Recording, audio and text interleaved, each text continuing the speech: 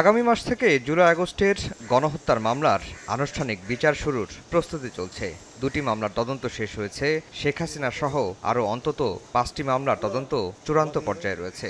এই পর্যায়ে এসে ট্রাইব্যুনালের বিচারকে প্রশ্নবিদ্ধ করতে নানা ষড়যন্ত্রের তথ্য পাচ্ছে আন্তর্জাতিক অপরাধ ট্রাইব্যুনালের প্রসিকিউশন।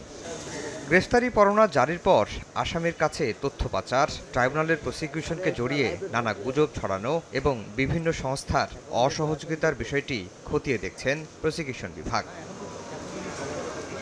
চিফ প্রসিকিউটর বলছেন, বিচার বিতর্কিত ও বানচাল করতে মোটা অঙ্কের বিনিয়োগ ও ষড়যন্ত্রের সুনির্দিষ্ট তথ্য পেয়েছেন তারা। চিহ্নিত করা হয়েছে নেপথ্যের কারিগরদের। আমরা সুনির্দিষ্টভাবে তথ্য পেয়েছি এই আসামিরা এবং পতিত স্বৈরাচারের যারা দোসর, তারা বুঝতে যখন পেরেছে যে তাদের বিচার এখন অনিবার্য, তখন তারা নানান ষড়যন্ত্র করেছে। তারা ট্রাইব্যুনালকে বিতর্কিত করা, জনসম্মুখে হেয় করার জন্য নানান ধরনের গাল গল্প সাজিয়ে ট্রাইব্যুনালকে বিতর্কিত করার প্রচেষ্টা তারা নিয়েছে, প্রজেক্ট তারা নিয়েছে। এজন্য তারা বিনিয়োগও করেছেন।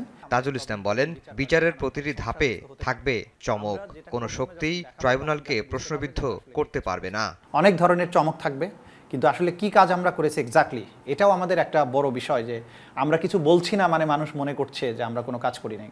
এখানে এই ট্রাইব্যুনালের এভিডেন্সগুলো পুরোপুরি সত্যের উপরে প্রতিষ্ঠিত। আমরা এই সত্যের মাধ্যমেই প্রত্যেক আসামির দায়বদ্ধতা কোর্টের মধ্যে প্রমাণ করব।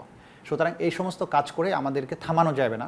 বিচার শেষ না হওয়া পর্যন্ত প্রসিকিউশন তদন্ত সংস্থার উপর আস্থা রাখতে এবং পাশে থাকতে মামলার সাক্ষী, শহীদ ও আহতদের পরিবারের প্রতি আহ্বান জানিয়েছেন চিফ প্রসিকিউটর।